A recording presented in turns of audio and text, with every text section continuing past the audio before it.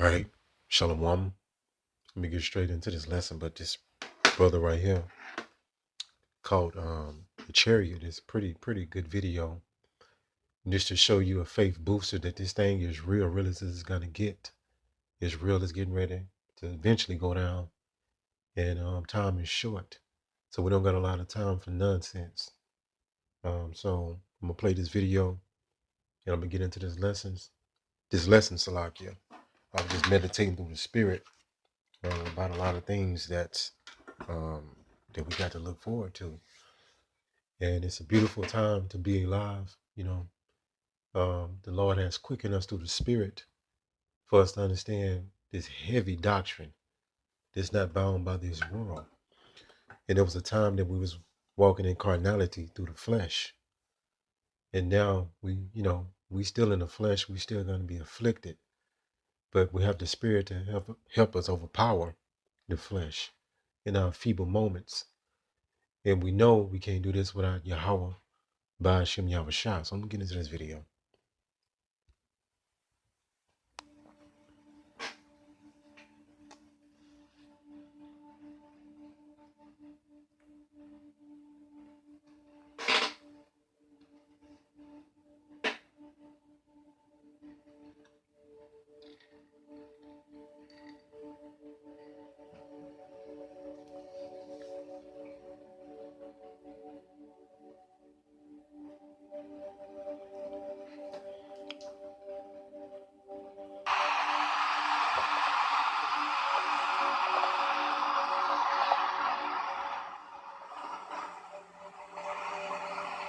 Come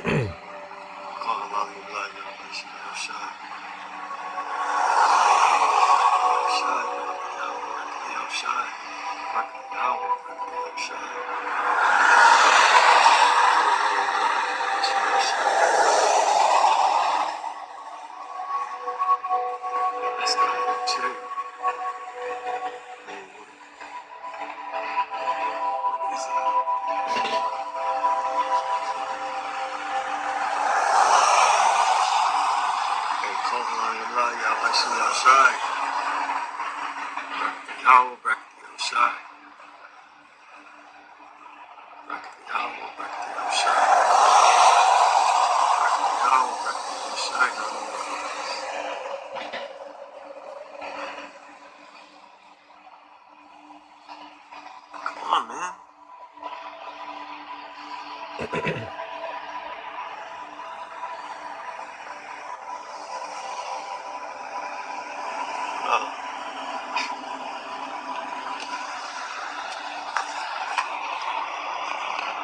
You don't want to.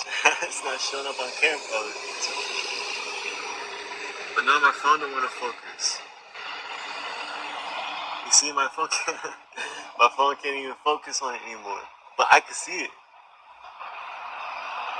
Man, what? Hey, call Allah. Yabashim Yahushai. Barakatah Yahweh, Barakatah. You saw that, so that's something that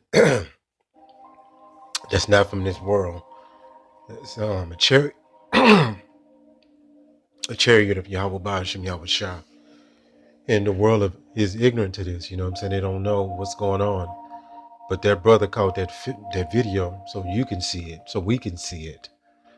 Because the chariots can cloak themselves, they can disguise themselves when you don't see them at all. But they want us to see. So we can point these things out to you so it can increase your faith. And you can tell that was something that was supernatural, not from this dimension, right? So the elect of the nation Israel will be able to understand these things. And the world is just going to scoff. The people in the world, they're not going to understand. It's going to be strange and foreign to them, right? But we know these are the vehicles of our deliverance and the vehicles of destruction. Right, give me 1 second. And it was crazy because I was heavy in the spirit. I was in meditation almost, because I like to do this every day, especially before I do a lesson, right? I like to meditate and think on things through the spirit much as I can. So what the spirit, led me to is go here, you know what I'm saying? It says at the top, Yahweh Shai teachings of humility. And that's something that you brothers and you sisters, you have to learn. You have to come humble. You got to let the pride and the ego at the door, so to speak. You got to fully submit to Yahweh Ba'ashim Yahweh Shah. It says Yahweh Shah repeatedly teaches the importance of humility and being meek in the face of power, right? So when you go into the name Yahshar Allah, Yahshar Allah, it means princes of the power, right? So you literally got men that are, future kings and princes and so on and so forth, right? But we come in a meek and humble setting, being in captivity. But it's to prepare us for the kingdom to come, the rulership, because you must be a base before you can be exalted, right? It says he emphasizes that those who consider themselves great in the eyes of the world are often the ones who are actually the most flawed and needy. So that's what you see in this world. People boasting and bragging within their abilities and what they can do more than everybody else, right? It's a competition, but we're not to come in their spirit, right? Because at the end of the day, we all depend on Yahweh Ba'ashim Yahweh Shah. It says, check this out at the top. It says the boy with the loaves and fishes. It says Yahweh Shah uses the offering of a boy's few loaves and fish to feed a large crowd, demonstrating Yahweh Ba'ashim Yahweh Shah ability to work through even the smallest of resources. This story highlights the power of faith and dependence of Yahweh, even when circumstances seem impossible. You hear that? Even when circumstances seem impossible. So we got all kind of, situations that be in our way. Some things look like it's impossible, but you have to lock into your faith in the spirit and you shall overcome. But if you already have a defeated mindset, it's going to defeat you. So we're not to let the cares of this world totally consume us. Let's go here. And that's the beautiful thing, that we got something bigger than America. We got something bigger than a credit score. We got something bigger than a 401k, right?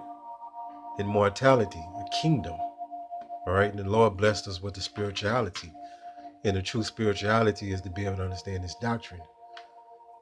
It says Mark 4:19. It says, in the cares of this world and the deceitfulness of riches and the lust of other things enter in and choke the word, and it becoming unfruitful. So yeah, some brothers have came into the truth just to go back into the world because of these things, right? Trying to get rich. Maybe it was a woman, maybe it was whatever. But they went back, a career, a job opportunity, right? That would likely cause them to compromise themselves. But they caved in because, they wasn't of the elect. All right, let's go here.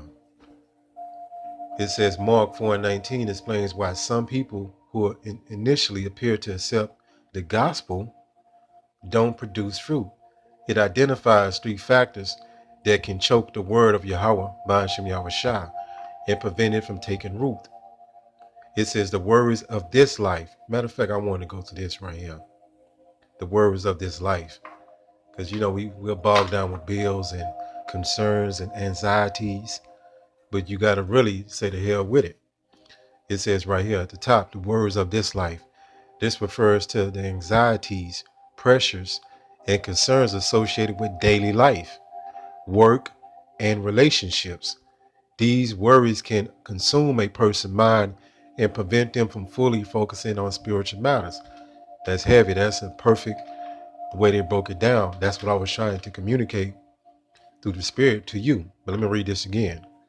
It says, this refers to the anxieties, the pressures, how you going to pay this? How you going to do this? How you going to, your car might be broken. I mean, it's a million different scenarios, but this is when you got to separate yourself from you and the world. It says, and the concerns associated with daily life, work, and relationships. This world is temporary. You don't put so much stock into this word. Do you have to take care of your business? Of course. But that comes only to a certain point. The Lord comes first, Yahweh and Yahweh Shai.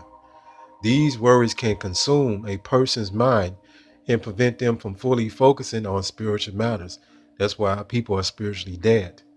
And they are consumed in this world. That's why they run to the Christian church on Sunday, because it's something easy. They don't have to put no effort into that. When you come into the truth, it requires a change. As a woman, you have to break yourself down, right? And be able to be taught. Because a lot of our women in this society are unteachable. They're headed towards destruction, but they don't know it because of the ego and the pride, right? A lot of our women don't really know how to be so-called traditional women, right? If you want to use that, they don't know. They weren't taught this.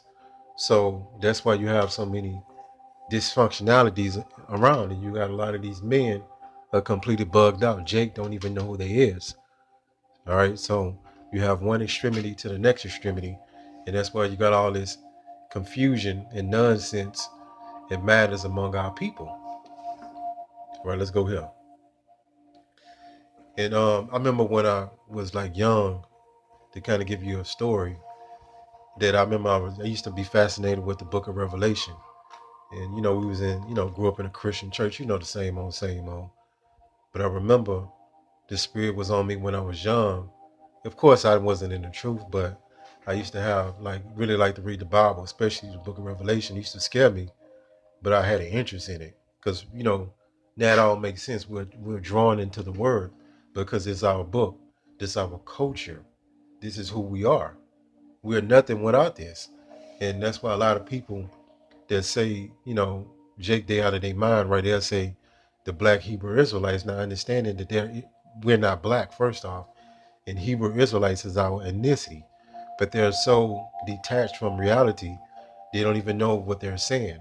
So, I had this epiphany, right? And all these things, make sense now. That's epiphany. Let's go here. What's the epiphany? And we have epiphanies in the truth when you finally get the understanding of what the scripture is saying. Epiphany. It says a moment when you suddenly feel that you understand or suddenly become conscious of something that is very important to you. And it'll be, mostly dealing with the doctrine and other things in your life. But, the spiritual matters. We had to understand that we was the people from this book. This is our culture. We've been stripped from it, knowing what happened to us. How did we get in this condition? Right? How did we lose everything that we had? Right? Why are things the way they are? And that's every Jake question. But when we give them the answer, their mind can't fathom it. They can't understand it because they've been blocked from the truth. Right? But the Lord opened your mind up. Right? So we have to suffer as well. A lot of our people don't want to suffer because they live in an entitled society. They don't want to suffer. They want instant gratification. Right here. The KJV Bible uses the phrase "ye must suffer" in several passages, primarily referring to the suffering of believers for righteousness. So yeah, we have to distance ourselves from our families, you know what I'm saying? Some brothers have lost their woman, kids, so on and so forth. But everything's gonna be restored. 1 second. Let's lock you. Let's go here. I'm gonna close it up. Matthew 19 and 29. And everyone that have forsaken houses, or brethren, or sisters, or father, or mother, or wife, or children, or lands, for my name's sake, that's how important the name is, shall receive an hundredfold and shall inherit everlasting life. So it's going to be a reward at the end of this suffering that will make the Most High, Yahweh Ba'ashim Yahweh Shai, fair and balanced. All right, hopefully this lesson was edifying. Call Allah, Yahweh, Bahashim, Yahweh Shai, Bahashim, Rachak Kodash. Shalom.